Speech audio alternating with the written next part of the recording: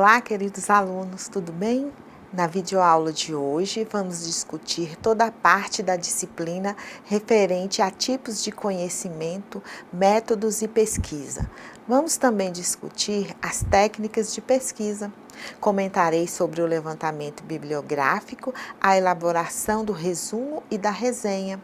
São ferramentas de trabalho que auxiliam o pesquisador na elaboração e o desenvolvimento do projeto de pesquisa. Vamos começar então? Pegue seu bloco de anotações, poste suas dúvidas no fórum que eu estarei lá esperando vocês. Você sabe por que o levantamento bibliográfico é uma fase obrigatória em todas as pesquisas?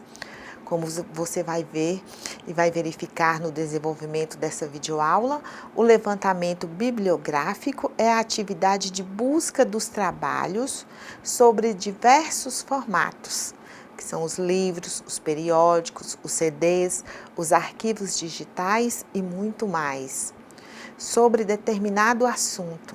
Por exemplo, observando alguns conhecimentos e experiências que o pesquisador já dispõe, como problemas educacionais relativo à EJA e ao PROEJA, questões ou inquietações que necessitem de investigação, alguns delineamentos a respeito do contexto em que elas estão inseridas, as áreas de conhecimentos relacionadas, relevâncias pessoais e sociais ou importância para o pesquisador e comunidade envolvida, possibilitando ao pesquisador conhecimento sobre o estado da arte do tema a ser pesquisado. Bem, já que você sabe qual é a finalidade do levantamento bibliográfico, podemos avançar e discutir como ele deve ser realizado.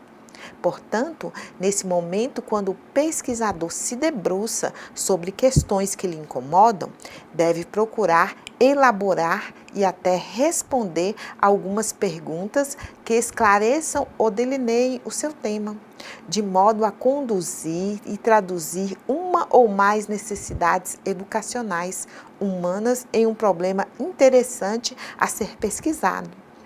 Na verdade, é um momento propício também para a busca de informações e leituras pertinentes, perambulando no mundo da revisão de literatura, mas de forma organizada, tanto com as leituras quanto com os registros, de modo a poder resgatar o que pensou em relação ao seu trabalho e ter as referências completas das fontes. Mas o que é mesmo um projeto de pesquisa? Vamos ver lá no slide. O projeto de pesquisa, segundo a ABNT, ela define o projeto de pesquisa que especifica, que é uma descrição da estrutura de um empreendimento a ser realizado. O projeto de pesquisa é, portanto, um documento que irá apresentar os planos para o desenvolvimento de possíveis atividades realizadas durante a pesquisa. No entanto, é importante salientar que tal projeto não se limita à sua pesquisa final. Trata-se, a priori, de um planejamento que você pretende desenvolver. Para Gil, um projeto de pesquisa pode conferir maior eficiência à investigação, para um determinado prazo alcançar o conjunto das metas estabelecidas, ou seja, ele é um documento escrito contendo informações um pouco mais estruturadas e detalhadas sobre a problemática da investigação e ações principais a serem realizadas no desenvolvimento da pesquisa, dentro de um determinado prazo previsto. Os itens exigidos para a composição de um projeto de pesquisa devem atender à exigência solicitada pela instituição ou estar de acordo com o pesquisador, de acordo com o que o pesquisador almeja alcançar.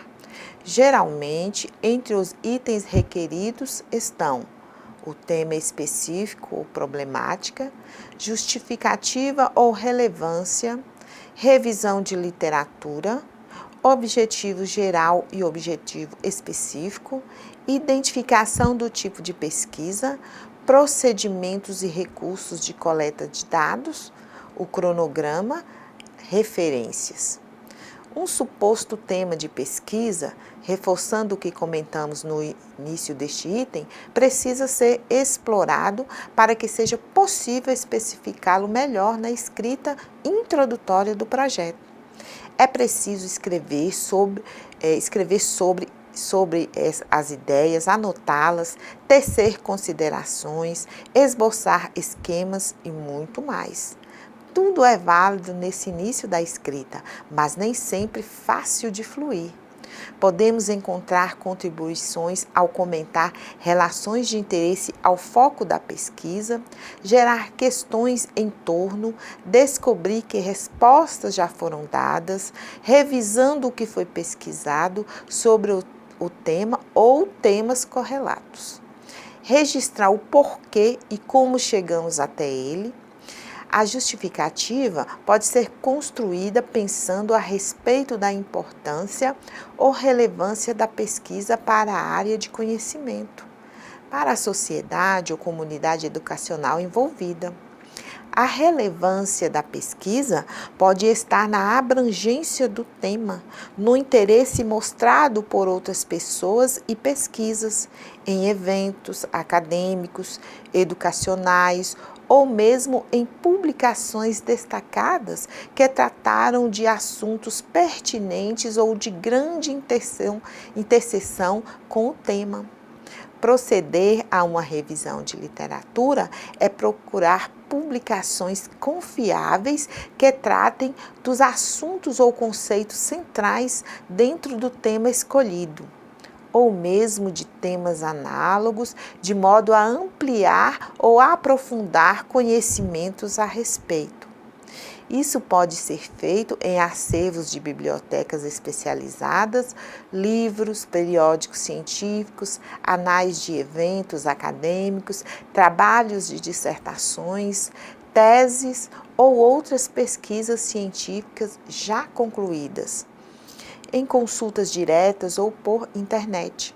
Nas leituras empreendidas, é preciso ter o cuidado de concentrar a atenção nos assuntos que se relacionam ao tema a ser investigado, procurando escrever a razão pela qual aquela leitura tem relação com o tema pesquisado e por que foi escolhida como referência.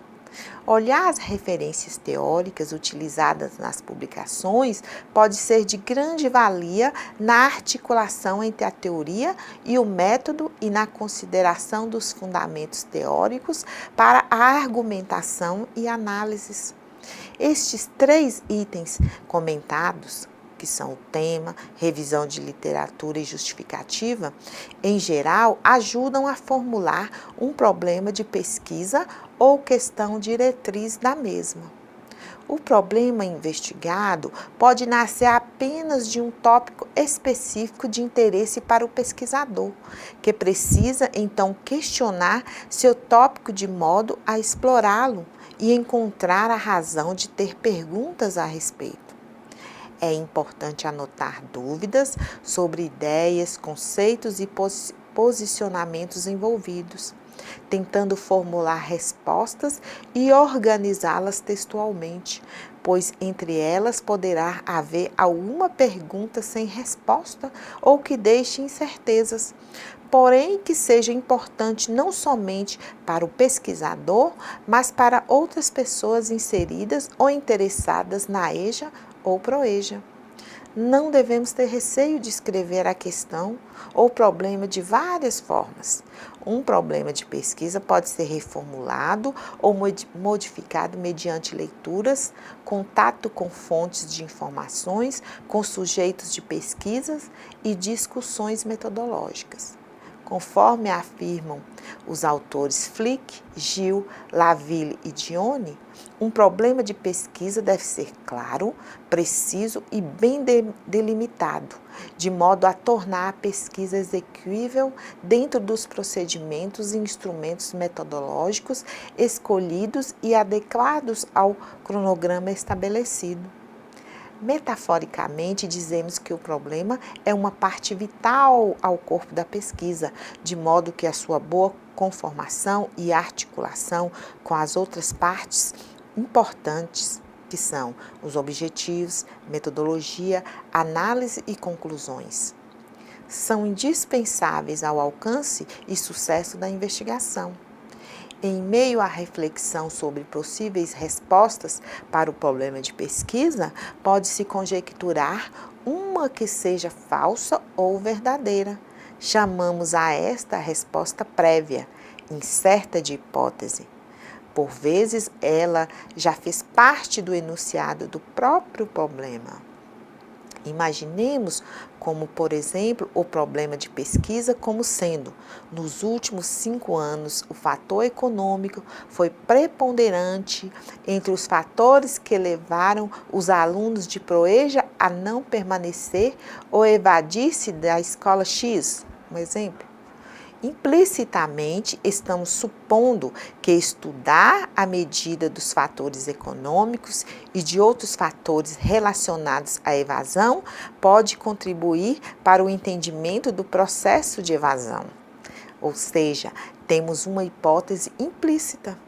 Ainda se no lugar da questão acima fosse formulada este exemplo que eu vou dar agora, que fatores sociais são mais preponderantes entre os alunos de Proeja que se evadem ou não e permanecem na escola X. Também, pela experiência ou pela vivência, poder-se-ia ter a hipótese de que o fator econômico fosse um dos mais preponderantes ou talvez a questão de dificuldade de acompanhamento do curso.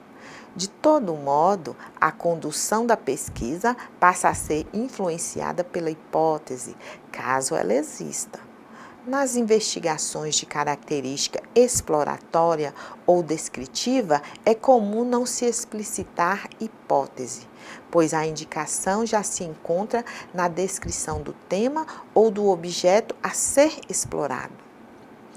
Quanto à parte importante do objetivo geral e dos objetivos específicos, eles são enunciados de ações que se planeja realizar para obter uma resposta ao problema de pesquisa e quais outros resultados ou contribuições serão alcançados.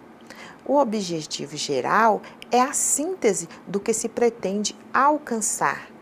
Silva e Menezes fala que enquanto que os objetivos específicos são um desdobramento do objetivo geral, em termos de detalhamentos do que se pretende, a escrita dos objetivos deve ser feita de modo sucinto, em frases curtas e iniciando com verbos no infinitivo, que são as ações, passíveis de verificação, validação por análise argumentativa ou mensuração.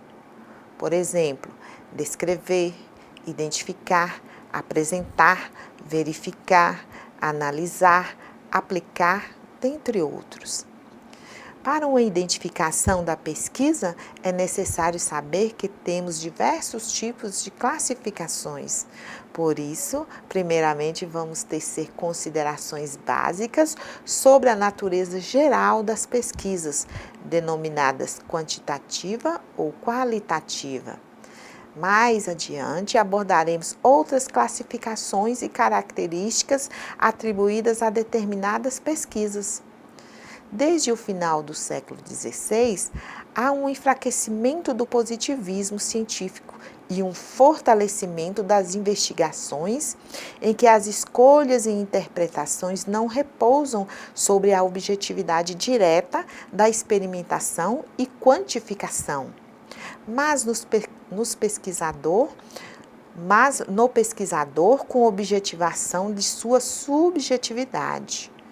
Assim, o pesquisador positivista defende a pesquisa quantitativa, em termos da objetividade e da validade dos conhecimentos produzidos, tendo por meio as mensurações numéricas e estatísticas nas explicações e medidas exatas do que investiga. Enquanto que o pesquisador que necessita conhecer acerca de valores humanos, de percepções, motivações e interpretação de relacionamentos políticos, sociais, culturais, sendo esses elementos não quantificáveis, procurando observar e escutar os sujeitos relacionados à sua pesquisa para argumentar e julgar a validade dos conhecimentos produzidos, tem uma abordagem do tipo qualitativa. Mas qual a principal diferença entre pesquisa qualitativa e quantitativa? Vamos conferir no slide. A principal diferença entre esses dois tipos de pesquisa é que a quantitativa é baseada em números e cálculos matemáticos, enquanto a pesquisa qualitativa tem base no caráter subjetivo, usando narrativas escritas ou faladas. A pesquisa qualitativa para Minayo é que a metodologia é o caminho do pensamento a ser seguido. Ocupa um lugar central na teoria e trata-se basicamente do conjunto de técnicas a ser adotada para construir uma realidade.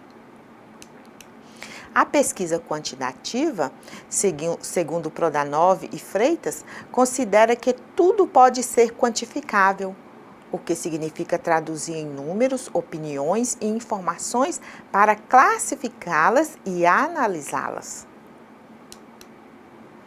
Ela requer o uso de recursos de técnicas estatísticas, que são a percentagem, a média, a moda, a mediana, o desvio padrão, o coeficiente de correlação e análise de regressão e muito mais. No caso das relações sociais, especificamente as de âmbito educacionais, com destaque em EJA e ProEJA, tem sido de boa adequação às abordagens de pesquisa qualitativa, principalmente devido à pluralidade dos ambientes, culturas e estilo de vida. Nesse sentido, o autor Uwe Flick apresenta 4 aspectos como essenciais à pesquisa qualitativa: a probabilidade de métodos e teorias, perspectivas do participante e sua diversidade, reflexividade do pesquisador a respeito de sua pesquisa e variedade de abordagens e métodos, a variedade existente de procedimentos e coleta de dados faz com que uma abertura aos desafios e caminhos da pesquisa. Que o pesquisador iniciante muitas vezes sinta-se em dúvida sobre o que escolher quanto à metodologia. Todavia, as conversas e trocas de ideias com parceiros, colegas e orientador podem auxiliá-lo além da observação desses procedimentos em outros trabalhos que envolvam áreas temáticas equivalentes. De modo geral, essa parte do projeto é composta pelo planejamento das ações práticas a serem iniciadas depois da aprovação do projeto pelo pesquisador e pelo orientador ou a instituição. Caso tenham a finalidade também de obtenção de titulação. Para a efetivação desta etapa, as ações são descritas no projeto de acordo com o contexto de investigação ou campo de pesquisa, o local ou as pessoas, que são o sujeito da pesquisa, que serão contatados, observados ou participarão de algum modo na busca dos dados, nas informações ou documentos importantes. Os detalhes sobre as ações no campo da pesquisa devem ser acompanhados dos respectivos instrumentos a serem utilizados. Por exemplo, na observação individual ou de grupos de pessoa, em que são utilizadas anotações pessoais, em caderno de campo, gravações, filmagens, entre outros. Nas entrevistas de gravações, a partir de perguntas semiabertas, ou seja, de perguntas instigadoras em torno das quais o entrevistador dará liberdade ao entrevistado para as outras colocações inesperadas. na aplicação de questionários de transcrição em papel das respostas pessoais ou com o uso da internet. Na busca e reconhecimento das fontes e documentos a partir de busca dos originais ou cópias em arquivos, bibliotecas, instituições, secretarias, sala de aula e muito mais. Com o uso da participação ou validação por terceiros, transcrições feitas às mãos, xerox, imagens digitalizadas, fotografias ou filmes. Referente à descrição metodológica, cabe ainda incluir como se pretende tratar as informações ou dados, se conjuntamente ou articuladamente. Por exemplo, no caso de uso de um questionário e das entrevistas, pode-se querer tomar recorte conforme os assuntos e ideias principais ou categorias interessantes ao tema e aos objetivos traçados, de modo a interrogá-los ou analisá-los conjuntamente. Estes recortes são trechos ou frases extraídos de dados e têm um papel especial na delimitação da pesquisa, deixando transparecer somente os elementos e relações importantes, o que auxilia na visibilidade, na organização e sistematização da escrita do trabalho. Lembramos que em grande parte das pesquisas, o ideal para uma maior confiabilidade é termos pelo menos 3 diferentes tipos de ações em campo para a obtenção de dados, aos quais são agrupados, recortados e cruzados, quer dizer, postos em comparação, atos denominados triangulação de dados. A intenção da triangulação de dados é facilitar as análises que comporão as conclusões, além de avaliar e dar credibilidade ao alcance dos objetivos e à resposta ao problema pesquisado. Isso reforça a importância de se ter sempre em mente o seu problema de pesquisa e os objetivos que pretende alcançar, pois é de grande benefício planejar bem os procedimentos metodológicos, que são as ações e instrumentos da coleta de dados, referentes a cada objetivo específico. Um cronograma pode ser elaborado em forma de tabela, de maneira que fique bem fácil a visualização das etapas da pesquisa a serem realizadas e o tempo previsto para a realização de cada uma delas. É comum, em vários períodos de tempo, haver mais de uma etapa ocorrendo. O cronograma serve principalmente de base para a organização do pesquisador e avaliação da execuibilidade das investigações no tempo designado.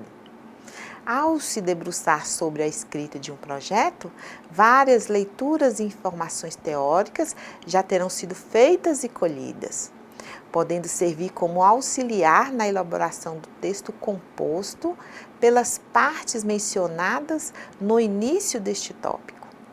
Aquelas partes ou ideias mencionadas de outros autores serão elaboradas em forma de citações de acordo com as normas da ABNT e obrigatoriamente constarão por completo ao final do projeto. A referência completa segundo as mesmas normas, em um item designado por referências. Neste tópico, sintetizamos algumas das diversas características que ajudam a determinar uma identificação ou classificação das pesquisas. Elas são, em geral, designadas pelos autores de publicações sobre metodologia de pesquisa. Como Andrade e Gil falam, são 3 critérios, que são sua natureza, seus objetivos, seus procedimentos de coleta de dados ou suas fontes de coleta de dados. Como já apresentamos a designação quanto à natureza da pesquisa quantitativa ou qualitativa, passaremos a comentar os outros critérios e classificações. mas é válido informar que essas classificações nem sempre são tão facilmente definidas em qualquer pesquisa, principalmente no seu início. Alguns motivos dessas dificuldades são a identificação ser somente definida no desenvolvimento da própria pesquisa. As classificações monológicas ou o enfoque de uma pesquisa mesclada por várias características ou por múltiplos métodos, o que torna difícil determinar uma classificação, mesmo que se espere isso no decorrer da pesquisa. Mas isso não quer dizer que a pesquisa não seja bem estruturada ou sistematizada, ou que haja impedimento de empregarmos estratégias metodológicas à medida que sejam necessárias no caminhar do contexto do pesquisador. A classificação das pesquisas em relação aos objetivos gerais são a exploratória, quase sempre ocorre no começo de toda investigação científica.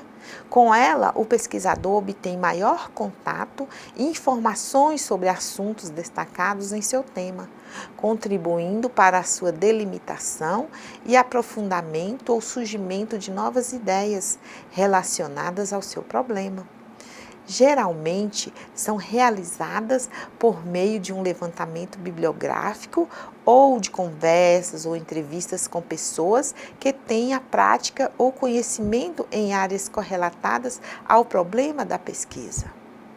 Já a pesquisa descritiva são aquelas feitas a partir das observações sistemáticas de um grupo de pessoas ou acontecimento destacado, com registro das relações entre as variáveis envolvidas.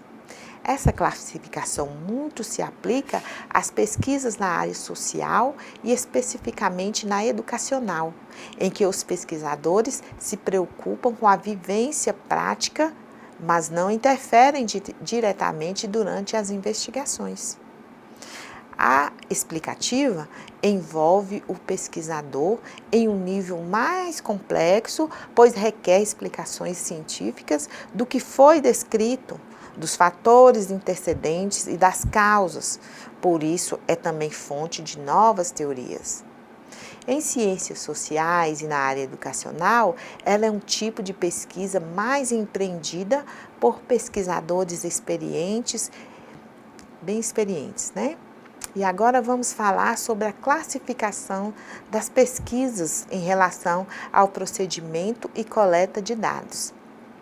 A bibliográfica compreende trabalhar com materiais escritos, filmados, gravados e pintados de outros autores, muitas vezes em forma de publicação, que são os livros, manuscritos, periódicos, científicos, jornais, revistas, manuais e outros tipos de impressos, além de páginas virtuais via internet. Caso esses materiais sejam fonte de informação, sem um tratamento analítico ou que possam ser submetidos a outro tipo de tratamento analítico especial, eles constituem documentos. Pesquisas podem ser totalmente bibliográficas, documentais ou usarem de documentos em suas análises. No campo histórico, por exemplo, os documentos são importantes fontes de dados e até determinantes ou centrais como objetos das investigações, e nesse caso é chamado de pesquisa documental.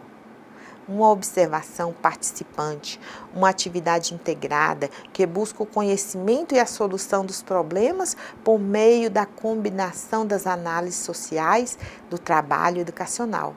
Essa é uma fala de Pedro Demo.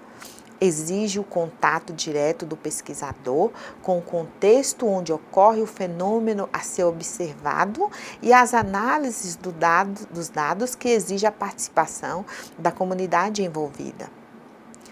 Por prezar o princípio educativo, este tipo de pesquisa é bastante procurado na área da educação, principalmente por educadores da EJA. Existe também a observação não participante, na qual o observador não se integra e não se envolve nas atividades das pessoas observadas. Um ponto preocupante nesta observação é a possível transferência ou generalização das interpretações do observador, que diante de uma situação de poucas pessoas, quer entender para muitas outras ou um universo amplo, desmerecendo a validade da pesquisa. Vamos falar de um levantamento. Ele tem por característica a busca de informações junto a um grupo de pessoas, que é o sujeito da pesquisa, relacionado com o problema investigado. Os dados são obtidos mediante a ampliação de questionários, preenchimento de formulários ou entrevistas. Na maioria dos casos, a escolha dos sujeitos da pesquisa e dos dados obtidos recebem o tratamento estatístico. Vamos falar agora do estudo de caso. Quando a pesquisa serve para apresentar explicações mais aprofundadas sobre uma pessoa, sobre um grupo de pessoas, ou uma comunidade, ou uma instituição, o acontecimento especial, considerando elementos relativos ao contexto dos envolvidos. Para tanto, utiliza-se de outros procedimentos e técnicas, como as entrevistas, a história oral, observação e análise documental. Os dados diversos servem para analisar as informações de interesse e tirar conclusões. Segundo Laville e Dione, o pesquisador tem argumentos para considerar o caso como típico ou aplicável a um conjunto mais semelhante, ou ampliador da compreensão e reflexão sobre uma situação complexa. Todavia, o questionamento e obstáculo ao seu uso estão mais ligados ao fato de que suas conclusões dificilmente serão generalizáveis, embora possam ser de muita valia. A etnográfica, a característica dela é fundamental dessa pesquisa. Constitui-se no contato direto e prolongado do pesquisador com o grupo social, a comunidade ou situação pesquisada. A ida a campo tem importância preponderante para a parte prática e teórica do estudo da situação ou do grupo. Geralmente, são mescladas técnicas como entrevistas, registros de documentos produzidos, gravações de fotografias, tendo por base a observação do participante. O que, conforme afirma Fazenda, permite ao pesquisador uma descrição densa da realidade estudada. Vamos falar agora da experimental? Consiste essencialmente em determinar um objeto de estudo, selecionar as variáveis capazes de influenciá-lo e definir as formas de controle e observação dos efeitos que a variável produz no objeto. Essa é uma fala de Gil. Nas pesquisas em educação, bem como nas que envolvem pessoas, existe grande limitação em se realizar a pesquisa experimental, devido às considerações éticas e de manipulação das variáveis. Então, vamos falar dos artigos científicos. São elaborações utilizadas para a divulgação de debates científicos, estudos ou pesquisas, quase sempre apresentados em poucas páginas de um periódico ou publicação científica. Nele, explicitamos sinteticamente o problema, objetivo, métodos, fundamentos teóricos, dados importantes e conclusões, mas de modo que seja compreensível ao público leitor. Portanto, é conveniente conhecer o tipo de publicação a que se destina o artigo. Por exemplo, se é especificamente de uma área científica, de área aplicada, didática ou de divulgação. Os artigos têm estrutura textual composta das partes, a introdução, desenvolvimento e conclusão, com a adição pós-textual das referências. Dependendo das exigências da publicação, é comum o acréscimo de um resumo com a palavra-chave. Na introdução, abordamos o objetivo, ideias fundamentais e metodologia utilizada. No desenvolvimento, separamos, se necessário para uma boa estrutura e forma visual, em seções e subseções ou tópicos de exposição dos assuntos centrais com interpretações, fundamentações teóricas e explicações. Nas conclusões, apresentamos uma sintetização das considerações finais debatidas de resultados da pesquisa ou estudo. Merece atenção à parte o título do artigo, que precisa ser adequado ao conteúdo e também às referências bibliográficas, que seguem as normas nacionais da ABNT ou normas internacionais determinadas pelas publicações. O resumo, como a própria palavra indica, deve conter um entendimento das partes essenciais do artigo.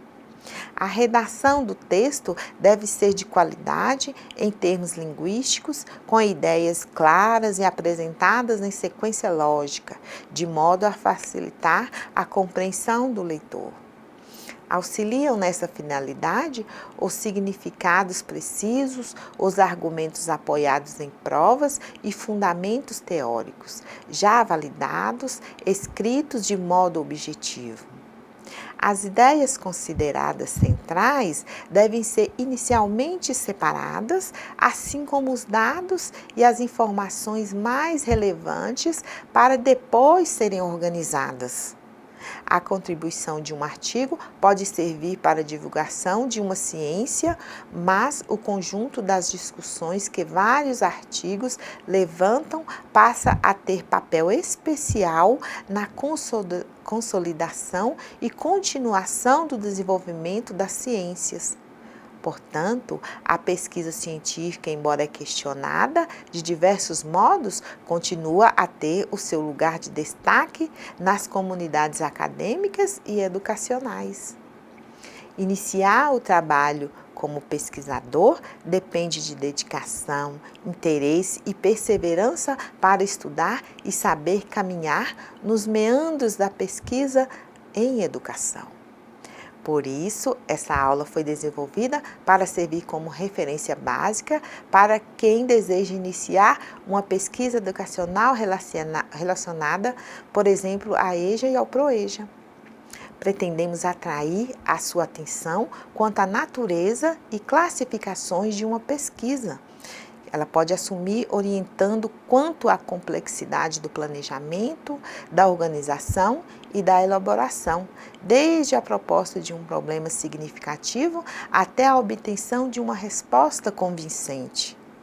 Esperamos que todas as partes ou tópicos apresentados tenham permitido uma sintetização de importantes pontos para aprofundamento e discussões a respeito de diversas tendências e aspectos metodológicos de pesquisa, assim como poderá contribuir para a convicção de que, qualquer que seja a escolha metodológica, ela somente é mais bem delineada e delimitada em meio ao desenvolvimento dialético da investigação.